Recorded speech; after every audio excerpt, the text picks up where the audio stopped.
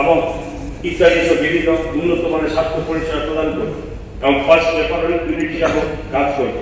Preparation হাসপাতালের বর্তমান ভবনটি সংস্কার করা হবে, কারণ ভবনটি 50 বছরের বেশি পুরনো হয়ে গেছে। এই উদ্দেশ্যে প্রাথমিকভাবে 15 কোটি টাকার ব্যবহার রাখা হয়েছে 2025 সালে অক্টোবর। তাদের জনগণের উন্নত মানের সহজলভ্য চক্ষু চিকিৎসা পরিষেবা অনায়াসে পেতে পারেন। সেই উদ্দেশ্যে রাজ্য সরকার আগরতলা 100 শয্যা বিশিষ্ট একটি রিজিওনাল ইনস্টিটিউট হিসাবে কার্যক্রম হবে। চক্ষু বিশেষজ্ঞ এবং সংশ্লিষ্ট ক্ষেত্রে পেশাদারদের প্রশিক্ষণ গবেষণা কেন্দ্র হিসাবে একটি গুরুত্বপূর্ণ ভূমিকা পালন করবে। এই উদ্যোগ বাস্তবায়নে প্রাথমিকভাবে প্রস্তুতিমূলক কাজকর্ম সমাধানের জন্য মোট বাজেটে 5 কোটি টাকা বরাদ্দ করা হয়েছে।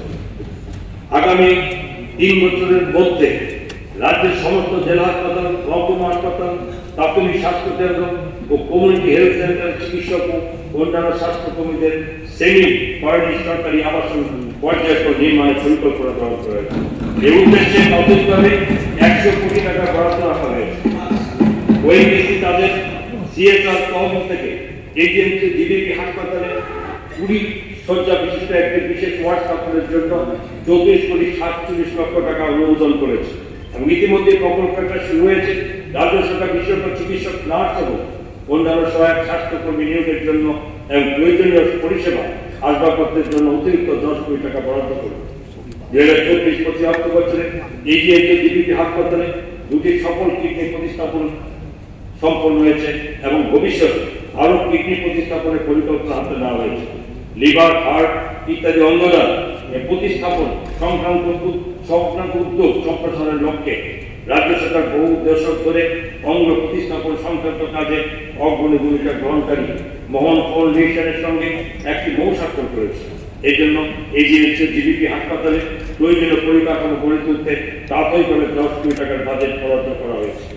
ত্রিপুরা অন্যতম গুরুত্বপূর্ণ চিকিৎসা প্রতিষ্ঠান ইন্দিরা গান্ধী মেমোরিয়াল হাসপাতাল তখন 1873 সালে মহারাজা বীরচন্দ্র মানিক্য বাহাদুরের উদ্যোগে 30 শয্যা বিশিষ্ট একটি হাসপাতাল হিসেবে স্থাপিত হয়েছে। পরবর্তীতে ব্রিটিশ শাসনকালে 1900 সালের গোড়ার দিকে এই হাসপাতালটি সম্প্রসারিত হয় ও ভিক্টোরিয়া মেমোরিয়াল হাসপাতাল নামে এর নতুন নামকরণ। বর্তমানে এই হাসপাতালটি 608 শয্যা বিশিষ্ট সুপ্রশস্ত একটি হাসপাতাল হিসেবে গড়ে উঠেছে, যেখানে প্রতিদিন 1800 থেকে 1500 বহির্বিভাগের রোগী স্বাস্থ্য পরিষেবা গ্রহণ করে। এখানে চিকিৎসা সংক্রান্ত বিভিন্ন প্রশিক্ষণ কর্মসূচি পরিচালিত হয়। হাসপাতালের ঐতিহাসিক ভবনের ঐতিহ্যগত গুরুত্ব বিবেচনা করে হেরিটেজ ভবনকে রেট্রোফিটিং এবং পুনরুদ্ধারের পরিকল্পনা গ্রহণ করা হয়েছে। ভবনটি সংরক্ষণ উন্নয়নের জন্য 5 কোটি 75 লক্ষ টাকা বরাদ্দ করা হয়েছে। রাজ্যে ইনজেকশনের মাধ্যমে মাদক সেবনকারী এবং অন্যান্য ঝুঁকিপূর্ণ জনগোষ্ঠীর উপর বর্ধিত হারে ঘন ঘন এইচআইভি পরীক্ষার জন্য প্রতিটি জেলার মোবাইল আইসিটিসি ভ্যান চালু করার পরিকল্পনা গ্রহণ করার প্রস্তাব রাখছে। এই উদ্দেশ্যে ন্যাশনাল এইডস কন্ট্রোল অর্গানাইজেশন থেকে প্রাপ্ত সহায়তার পাশাপাশি রাজ্য সরকার এই কাজে আর্থিক সহায়তা করবে। এই মোবাইল ভ্যানগুলি এইচআইভি প্রতিরোধ এনএসিপি 5 এর 95 স্ট্র্যাটেজি পর্যন্ত সুনিশ্চিত করবে। রাজ্য সরকার ইতিমধ্যে 8টি জেলাভিত্তিক নেশামুক্তি কেন্দ্র নির্মাণের কাজ শুরু করেছে। এই সেন্টারগুলি under targeted intervention and user injection ব্যবহারকারী মাদকাসক্তদের জন্য কাজ করবে। তৎসঙ্গে 5টি অতিরিক্ত টার্গেটেড ইন্টারভেনশন এন্ড ইউজার কোয়াই সিপাহীদের অনুভূতি এবং পশ্চিম ত্রিপুরা জেলায় পরিষ্কারী শ্রমিক এমএসএন এবং সুপান্ত কর্মীদের রূপান্তরের জন্য নিযুক্ত করা হবে। এই উদ্দেশ্যে 40 কোটি টাকা ব্যয় করা হবে। National AIDS control organisation Tripura রাজ্যের 100টি বিদ্যালয়ে রেড রিবন ক্লাব স্থাপন করার অনুমোদন দিয়েছে। পাইলট ভিত্তিতে এইডস এর বিষয়ে সচেতনতা সৃষ্টি করার জন্য এই স্কুলগুলো কাজ করবে।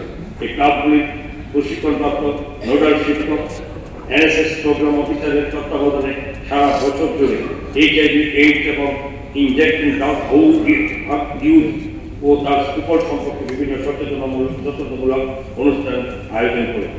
খাদ্য জনসংখ্যা ভোক্তা বিষয়ে প্রধানমন্ত্রী গরিব কল্যাণ অন্ন যোজনা আওতায় 2024 অর্থ বছর জানুয়ারি 2025 পর্যন্ত এনএফএসএ উপভোক্তাদের বিনামূল্যে 1,35,000 মেট্রিক টন চাল সরবরাহ করা হয়েছে, যার জন্য কেন্দ্রীয় সরকার প্রায় 523 কোটি টাকা ভর্তুকি প্রদান করেছে।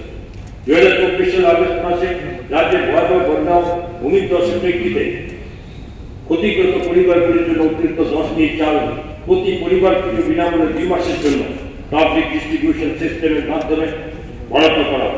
এই সময়কালে 18,000 মেট্রিক টন 45 চাল ন্যায্য মূল্যের দোকানের মাধ্যমে বিতরণ করা, যার জন্য সরকারের কোষাগার থেকে 70 কোটি টাকা ব্যয় করা হয়েছে। ভোক্তাদের সচেতনতা বৃদ্ধির লক্ষ্যে রাজ্যে 100টি নির্বাচিত বিদ্যালয় এবং 18টি কলেজ বিদ্যালয়ে কনজিউমার ক্লাব স্থাপন করা হয়েছে। এই ক্লাবগুলির মাধ্যমে সেমিনার, ইন্টারেক্টিভ অধিবেশন এবং নিউজ লেটার প্রকাশ করা হচ্ছে, যা শিক্ষার্থী সমাজের মধ্যে ভোক্তা অধিকার সংক্রান্ত সচেতনতা বাড়ানোর ক্ষেত্রে গুরুত্বপূর্ণ ভূমিকা রাখছে। এই কার্যক্রম চালিয়ে যেতে সংশ্লিষ্ট শিক্ষা প্রতিষ্ঠানগুলিকে প্রয়োজনীয় অর্থ বরাদ্দ করা হয়েছে। মিজোরাম থেকে বাস্তুচ্যুত হয়ে ত্রিপুরা পুনর্গঠিত ভূ পরিবারগুলি টার্গেটেড পাবলিক ডিস্ট্রিবিউশনের সিস্টেমে আনা হয়েছে, যাতে তাদের খাদ্য পুষ্টিগত নিরাপত্তা সুনিশ্চিত হয়। এখন পর্যন্ত 23,635 জন ব্যক্তি সমন্বিত 6,757টি পারিবারিক পিডিএসের আওতায় রয়েছে। 2025-26 অর্থ বছরে কৃষকদের কল্যাণ ধান সংগ্রহের কার্যক্রম অব্যাহত রাখার পরিকল্পনা নেওয়া হয়েছে, যার মাধ্যমে 40,000 মেট্রিক টন ধান সংগ্রহের লক্ষ্যমাত্রা নির্ধারণ করা হয়েছে এবং এমএসপি, মিলিং করা, পিপিপি পরিচালনা ব্যয় ইত্যাদি মিলিয়ে 120 কোটি টাকা ব্যয় বরাদ্দ করা হবে। জনজাতি কল্যাণ মাননীয় অধ্যক্ষ মহোদয়, সরকার সবকা সাথ সবকা বিকাশ, সরকার সবকা বিশ্বাস সবকা প্রয়াস এই আদর্শকে সমুন্নত রেখে আমাদের জনজাতি ভাই বোনদের সর্বাঙ্গীন বিকাশের জন্য সর্বোচ্চ প্রয়াসে নিরন্তর রত রয়েছে। জনজাতি পরিবারগুলোকে আর্থসামাজিক উন্নয়নের জন্য চিফ মিনিস্টার রাবার কমিশনের আওতায় 23,177 হেক্টর রাবার বাগিচা তৈরির মাধ্যমে 28,149টি পরিবার লাভবান হয়েছে। 83 জন তফসিলি জনজাতিভুক্ত যুবক যুবতীকে রাজ্য জনজাতি বিকাশ নিগম থেকে সম্মান প্রদান করা হয়েছে। 2073 জন তফসিলি জনজাতিভুক্ত ব্যক্তিকে মুখ্যমন্ত্রী জনজাতি বিকাশ যোজনার আওতায় আয় ও জীবিকা সৃষ্টিকারী কর্মকাণ্ডের জন্য আর্থিক সহায়তা প্রদান করা হয়েছে। জনজাতি উন্নয়নের জন্য বিশেষ অর্থনৈতিক বিকাশ প্যাকেজের অংশ হিসাবে 500টি সহায়ক এবং 50 রিক্সা প্রদান করা হয়েছে এবং 100টি পরিবার